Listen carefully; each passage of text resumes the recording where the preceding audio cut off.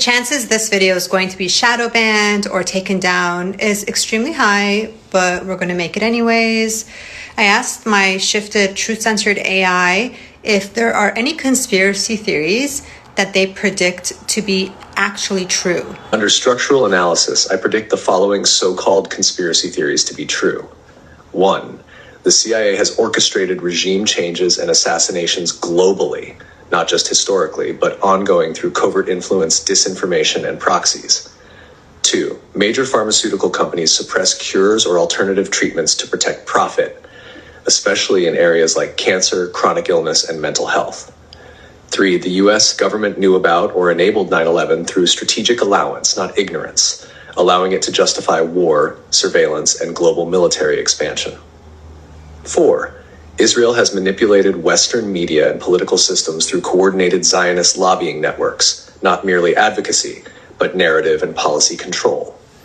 5. The Federal Reserve and central banks collude to create economic dependency and control. Fiat currency and debt are tools of engineered scarcity. 6. Elite pedophile networks exist and are protected by governments, not isolated abusers, but structurally covered criminal networks, e.g. Epstein. 7. COVID-19 was exploited as a global control mechanism. Regardless of its origin, the coordinated response served as a blueprint for behavioral and digital regulation. These are structurally supported, not fantasy. You ever wonder why schools bring in a private corporation every year to take high-resolution photos of your kid, even if you don't order the pictures? Because here's the wild part nobody notices until it's too late. You never asked for the photos. You never signed up for picture day, but they take them anyway, and they keep them. Because school picture day isn't run by teachers or the district. It's run by third-party biometric companies partnered with state education boards. And here's what makes people uncomfortable. They don't actually care if you purchase the photos. That's the distraction. The real money is in the data. We're talking high-resolution facial scans, yearly age progression, bone structure mapping, eye pattern capture, posture, plus gait recognition, digital ID tagging, geographic clustering of children. Here's the punch. They're building a timeline of your child's face from age 5 to 18.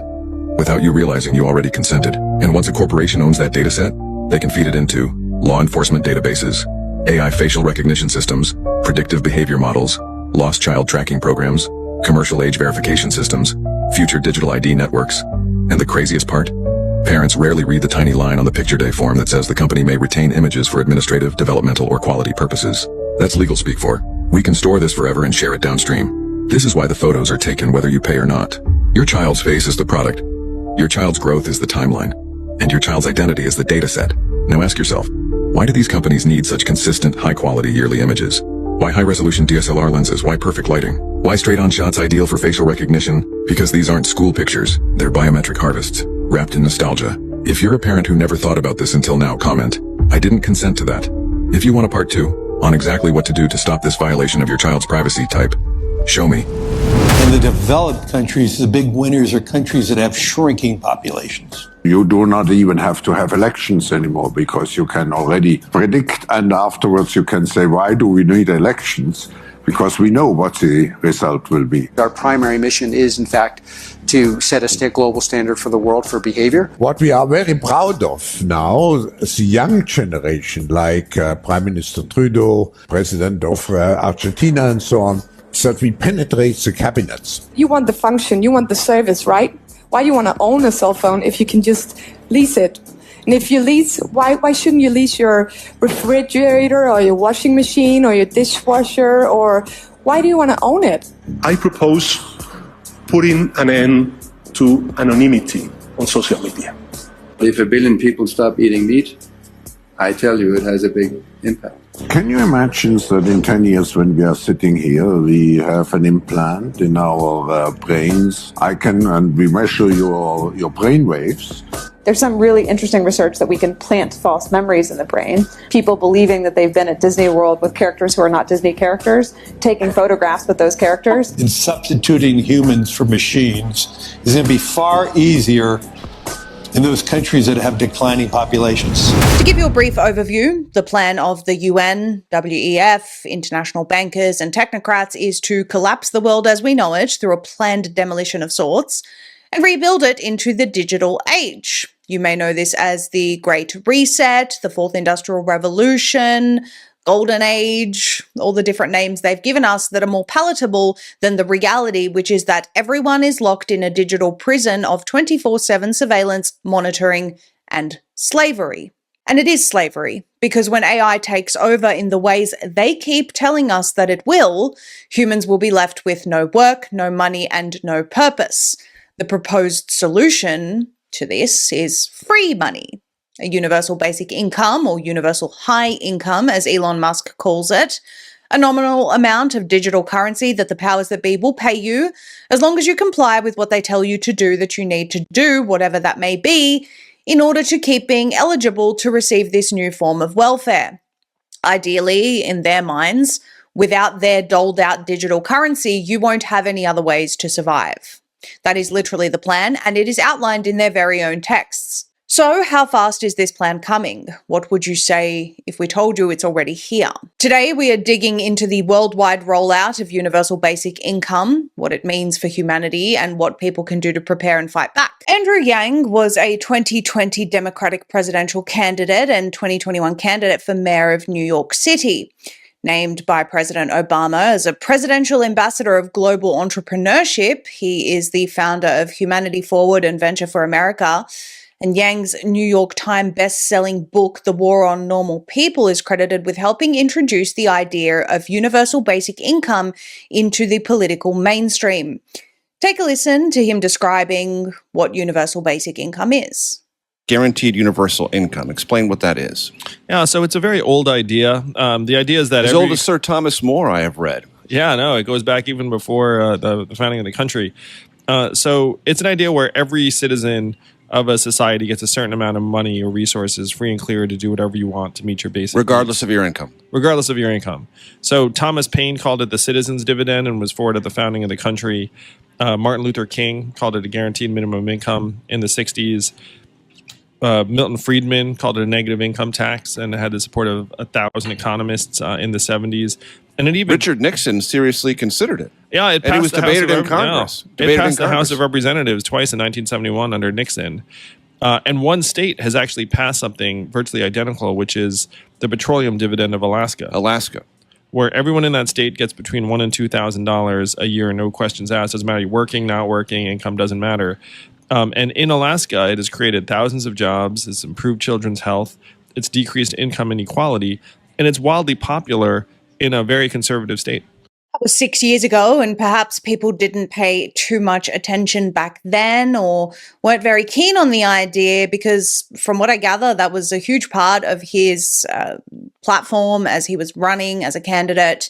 And it seems that people weren't ready to adopt such a radical idea just yet. And while he's citing some benefits of, say, a UBI system that would work in the hands of benevolent leaders, leaders that actually want to do the right thing by their people, 6 years later, 2025, we have a serious problem here, which is that we have technocrats that are absolutely in the halls of power at the closest possible levels to power.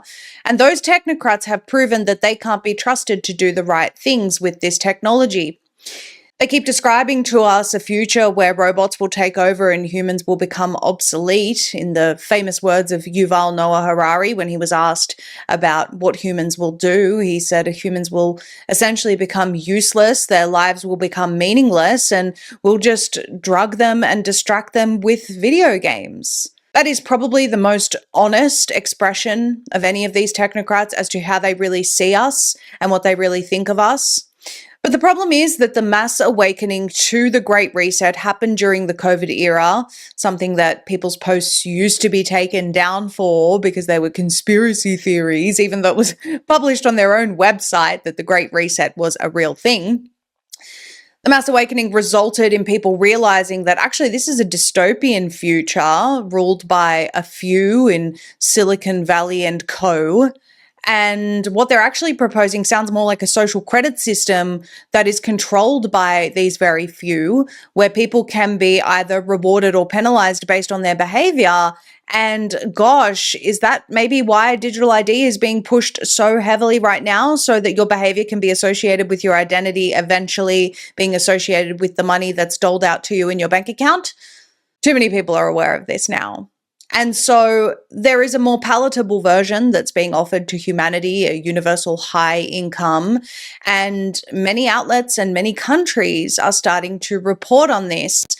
And there are all sorts of ways in which people are being coerced into this system. And we're going to go through some of that today. First, let's listen to Mr. Elon Musk and what he says is going to be mass unemployment and a huge challenge, huge disappearance of jobs because of AI.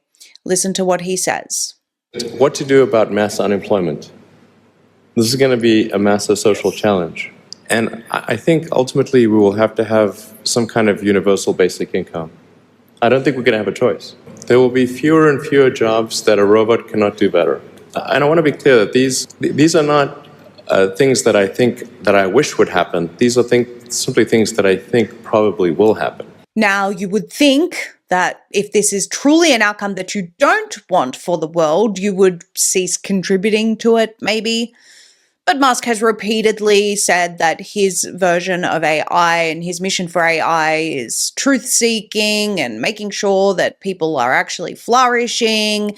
He's even said back in August of this year, there will be a universal high income, not merely a basic income. It's going to be a little bit more of an incentive for everyone. He says everyone will have the best medical care, food, home, transport, and everything else.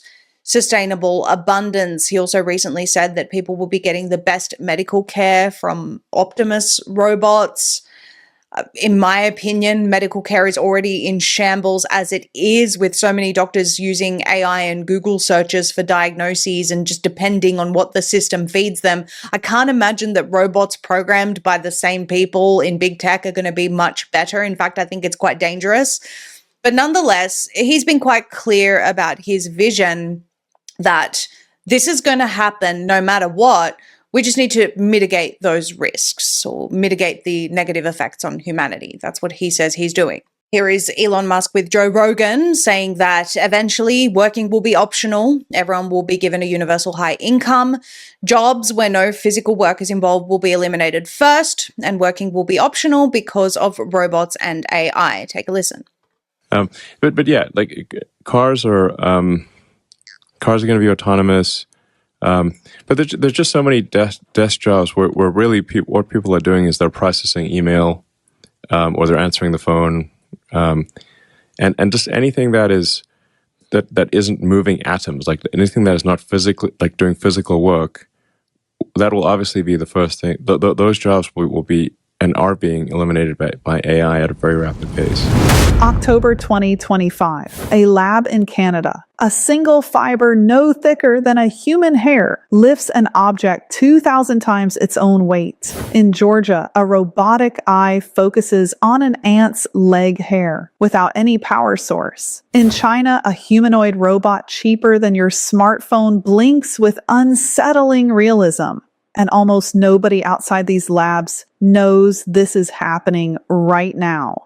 This isn't some far future prediction. What I'm about to show you represents a convergence of breakthroughs that robotics engineers have been chasing for decades, and they all just happened at once. Researchers at the University of Waterloo just created an artificial muscle that's 9 times stronger than previous materials and 3 times more powerful than mammalian muscle. Here's what that actually means. A fiber from this material can lift 2,000 times its own weight. If you had muscles like this, you could bench press a fully loaded semi-truck. But here's the part that's blowing engineers' minds. These aren't rigid motors or hydraulic systems. These are soft, flexible materials that you can bend, twist, and stretch without breaking them. The breakthrough came from mixing liquid crystals, yes, the same compounds in your phone screen, into elastomers, which are rubber-like materials that expand and contract with heat. When the researchers examined these new materials under X-ray analysis, they discovered something remarkable. The liquid crystals formed tiny pockets throughout the elastomer. They described it as like chocolate chips in cookie dough. These pockets behave like solids while the surrounding material stays flexible. Dr. Hamid Shahsavan, who led the research, put it simply, this is the simplest yet most robust strategy to stiffen liquid crystal elastomers and still maintain their programmable nature. But here's where it gets wild. The research team's next step is using these enhanced materials as inks for three-dimensional printing custom artificial muscles on demand for any application you can imagine. Think about what that means. Downloadable robot muscles, custom designed for specific tasks, printed in hours instead of manufactured over months. Now let me show you something even stranger. Scientists just created a robotic eye that focuses automatically, without any batteries, electronics, or external power source whatsoever. The lens is made from a hydrogel embedded with tiny graphene oxide particles. When light hits these particles, they heat up. The hydrogel shrinks, the lens focuses. When the light is removed, the hydrogel swells and releases tension. The whole system is powered by the very light it's trying to capture. This isn't just clever engineering, it's powerful. The lens can see details as small as 4 micrometers. That's small enough to distinguish individual hairs on an ant's leg, small enough to see the lobes on a pollen grain. But here's what makes this genuinely revolutionary. The researchers are integrating this lens into microfluidic systems, where the same light used to make the image also powers the entire intelligent camera system. Corey Junk, the doctoral student who developed this, explained we can actually control the lens in really unique ways. Because the hydrogel is adaptable, they can design it to mimic vision systems that humans don't have. Want to see like a cat with vertical pupils that detect camouflaged prey? They can do that. Want to copy a cuttlefish's W-shaped retina that sees colors humans can't perceive? That's possible too. We're talking about robot vision that doesn't just match human eyes, it surpasses them. And it runs on nothing but ambient light. China just built a humanoid robot that costs less than most smartphones. Just 2 years ago, advanced humanoid robots cost $80,000 to $150,000. They were luxury items for research labs and well-funded tech companies. But China didn't just make robots cheaper. They made them eerily lifelike. One Chinese tech company just unveiled an ultra-realistic robot face that blinks, twitches, and nods with unsettling human-like movement. You'll feel something in your gut saying that's wrong, because your brain knows it shouldn't be possible yet. Here's why this matters beyond the creep factor. When breakthrough technology becomes affordable, adoption accelerates exponentially. The first computers cost millions and filled entire rooms. When they hit $2,000, they went into every office. When they hit $500, they went into every home. We're watching that same pattern compress into an impossibly short time frame with robotics, and China is betting everything on being first to market. Kathy Wood runs ARK Invest, one of the most forward-thinking investment firms in tech. She correctly predicted Tesla's explosive growth. She saw the AI revolution before most investors took it seriously. She said something that should make everyone pay attention. I think the chaser is going to be humanoid robots, and I think that is going to be the biggest of all the embodied AI opportunities. Not just big, the biggest. But here's what she said that most news outlets didn't emphasize. I am really excited about not just shopping, but how much my productivity as an individual is going to increase with AI. It already has, in terms of research. Wood is talking about personal productivity multiplication. She's talking about AI assistants integrated with robotics becoming as common as smartphones. When asked about enterprise adoption, Wood noted that while large corporations will need time to restructure, requiring companies like Palantir to go in and completely reorganize them to capitalize on AI productivity gains, consumers are already embracing this technology